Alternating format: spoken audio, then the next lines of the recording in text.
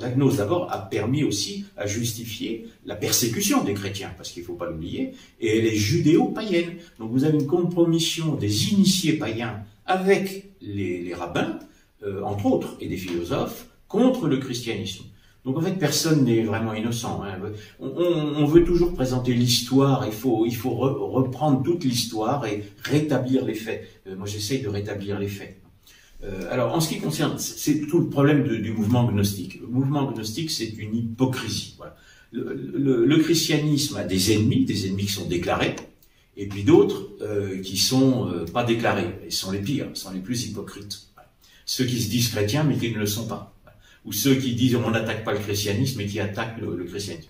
Quand on parle de l'antisémitisme, notamment en Allemagne au XXe siècle, il est aussi anticlérical. C'est-à-dire que derrière justement les juifs, c'est le Dieu chrétien qui est attaqué.